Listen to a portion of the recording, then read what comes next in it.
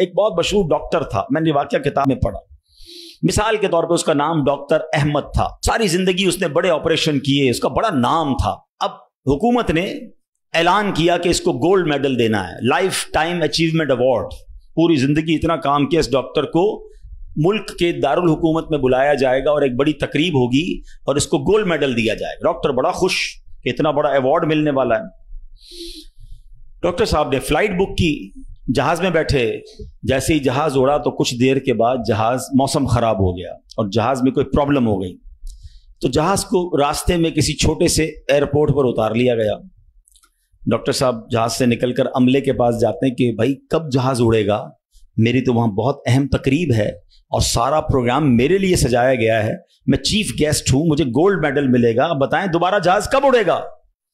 کثر چھوٹا سا ایئرپورٹ ہے، جہاز کا پرابلم بڑا ہے، اتنا جلدی ٹھیک نہیں ہوگا. آپ کو اگر پہنچنا ضروری ہے تو آپ کو ایک گاڑی لیں کرائے پر اور بائی کار چلے جائیں، آپ پہنچ جائیں گے اپنی تقریب سے پہلے. ڈاکٹر نے کہا یہ بھی آئیڈیا ٹھیک ہے، جہاز کے انتظار میں کہیں میرا پروگرام ہی مس نہ ہو جائے.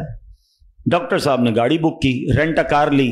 جیسے ہی راستے میں گئے تو زبردست بارش، آندھی طوفان.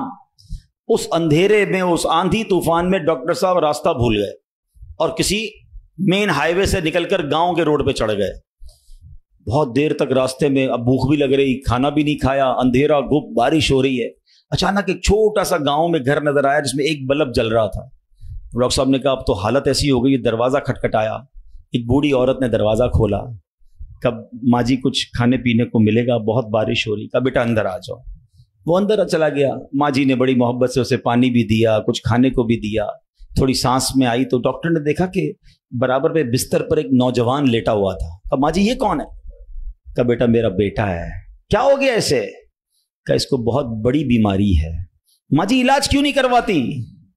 ماں جی کہتی میں نے گاؤں کے ڈاکٹر کو دکھایا ہے، ڈاکٹر کہتے ہیں ہمارے وطن میں ایک ہی ڈاکٹر ہے جس کا نام ڈاکٹر احمد ہے، وہی اس کا علاج کر سکتا ہے.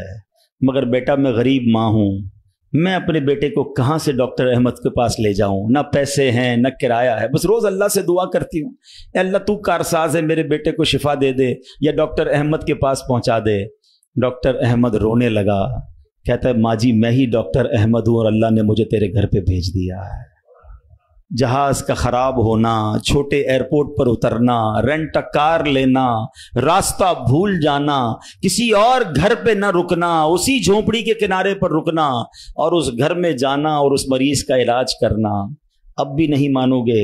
ان اللہ علی کل شیء قدیر، میرا رب جو چاہے وہ کرنے پر قادر. بس ہمارا بھروسہ ہل جاتا ہے. ہم سمجھتے ہیں دنیا والے ساتھ دیں گے، ہم سمجھتے ہیں دنیا والے مسئلہ، ارے دنیا والے تو دکھ ہی دکھ دیتے ہیں. اپنا پرابلم بتاؤ تو ہنستے ہیں. ہم سے کہتے فکر نہ کرو، دوسروں کو بتاتے ہیں دیکھو اس کا یہ مسئلہ ہے، یہ فلاں کام کے لیے آیا تھا، اتنی بڑی بڑی باتیں کرتا ہے، اس کا یہ مسئلہ ہے. ہمارے مسئلے کو انجوائے کرتی ہے دنیا. کون ساتھ دیتا ہے آج؟ مگر جو ہمارے عیبوں پر پردہ ڈالنے والا، جو ہمیں بچپن سے لے کر آج تک نوازنے والا، جو ہمارے گناہ ہونے کے باوجود ہمیں عطا کرنے والا ہے، وہ ہمارا رب کریم ہے.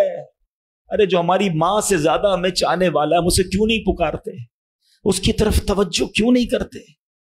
حالانکہ اس کی رحمت تو اس کے دروازے کھلے ہوئے ہیں، وہ تو دینا چاہتا ہے. مگر کاش جو توجہ ریکوائرڈ ہے، جو دل سے دعا مانگنا ہے، وہ اللہ مجھے اور آپ کو نصیب فرما دے.